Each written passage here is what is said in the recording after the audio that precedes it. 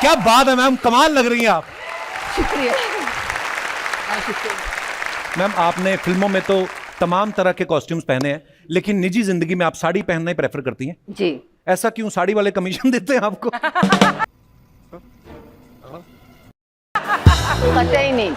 देखिए ये साड़ी जो है ना, मेरे लिए महज एक वस्त्र नहीं है जी। ये मेरी माँ की निशानी है। वाह। जी, जब से मैंने होश संभाला है मुझे याद नहीं कि मेरी माँ ने कोई और वस्त्र पहना हो। शूटिंग में पहना होगा, है ना? घर में तो उठते से ही जैसे वो सूर्य नमस्कार करती हुई मुझे नजर आती थी, वो भी साड़ी पहन के, यहाँ तक कि सोते वक्त भी साड़ी।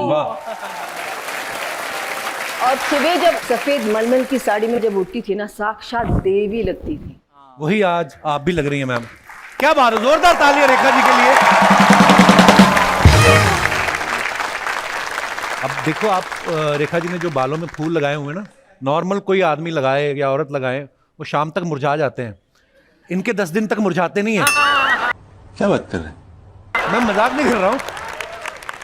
अच्छा, K9 का क्या मतलब है? के तो कपिल समझ गई मैम, ऐसे पता नहीं अब 9 नंबर पता नहीं क्यों मेरे को ऐसा you're लगता into है all कि मुझे that चेस करता है, पर फिर मैंने जब K9 पढ़ा ना तो K9 मैं बताऊं अपने पॉइंट ऑफ व्यू से, K9 मुझे लगा कि चूंकि आपको पेट से, एनिमल से, यही वजह है तो मैंने कहा हाँ इनसे तो मुझे वैसे ही इश्क है, अभी तो और इश्क हो गया। Thank you ma'am, thank you. Sorry मैंने इंटरव्यू। नहीं मैम, आप बड़ी प्यारी लगती हैं बोलती हुई। आप हमें, हमारा दिल करता है आपको सुनते जाएं बस। कसम से आप देखो ना, सबके चेहरे ही आपकी तरफ है, मुझे कोई देख थोड़ी रहा है। मैं देख रही हूँ आपको। वो देखो भाई साहब बैठे हैं, जब भी जैसे आप बोलती करते। अब मैंने देखा 1 सेकंड में 3 बार इनके गले का कौवा ऊपर नीचे गया। चल झूठा। हम कभी कभी ऐसा होता है जैसे हम शरारती होते हैं ना बचपन में, बड़े होते होते वो इनोसेंस कम होती जाती है। मेरा ये मानना है कि मैं, अर्चना जी मुझे टोकती रहती तू ऐसा ऐसा, मैं ऐसा ही रहने वाला हूँ सारी उम्र, ये क्लियर है दुनिया को। आप शरारती हैं वैसे मैम? देखिए, एक दो चीजें हैं, एक चाइल्डिश है और एक child like quality. Child like, right. You know, I think I am child like, और वो बहुत जरूरी है। अम्मा कहती थी कि कुछ भी हो जाए बेटा, आंखों की चमक जो है ना उसको तुम गवाओ मत, वाह, चमक बरकरार रखो। बिल्कुल, इसमें कोई दो राय नहीं। अच्छा, रेखा जी की खासियत ये है कि कोई भी इनको एक बार मिल लेता है, चाहे 2 मिनट के लिए सही, आप वो उसके दिल में बस जाती हैं। और ये सिर्फ मेरा ही कहना नहीं है मैम।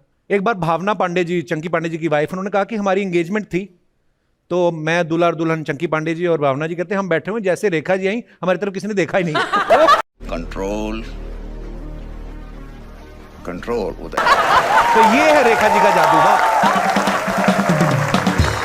रेखा जी, ऐसा कोई हीरो जिसको डायरेक्टर से खूब पड़ती थी,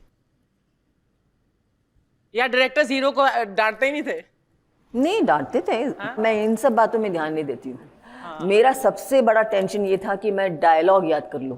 अच्छा। क्योंकि हिंदी आती नहीं थी। पर आपके तो नुक्ते वगैरह सब उर्दू के एकदम बिल्कुल बढ़िया हैं। एक्ट्रेस किस काम की? ये सब एक्टिंग है, असल में कुछ नहीं आता आपने है। उर्दू को भी उर्दू बोल दी। ये भगवान क्या जुल्म है। रेखा जी, आजकल के दौर में ना कई सारे हीरोज हैं जो हीरोइन के ऊपर प्रैंक्स प्ले करते हैं। It's a very popular thing now. तो आपके टाइम में कोई था जो प्रैंक्स करता था, कोई हीरो, इसको चल ऐसे बदमाशी करते हैं? नहीं, प्रैंक्स के लिए हमारे पास टाइम नहीं था। हमारे जमाने में तो it was work work work. अच्छा। उसके बाद घर पे जाके करते होंगे प्रैंक्स, लेकिन मेरे साथ तो नहीं। सच अ वेस्ट ऑफ टाइम। देखा, हमेशा वेस्ट वाले सवाल पूछते। पर सबसे ज्यादा मैं अर्चना जी का रिगार्ड करता हूँ। सुबह ही पति को पीट के आई, उसके बावजूद इतना एंजॉय कर रही हैं, ऐसा होता बहुत कम है। पति को पीटने के बाद ज्यादा एंजॉयमेंट होता है यार। तुझे तो पता होना चाहिए, गिन्नी अक्सर यही बोलती है मुझे कि तुझे पीटने के बाद बहुत मजा आता है उसे। रेखा जी को पूछनी है किसको डांट पड़ती थी, खुद जो इन्होंने डायरेक्टरों की गर्दन पे काटा है, अपना नहीं बता रही है।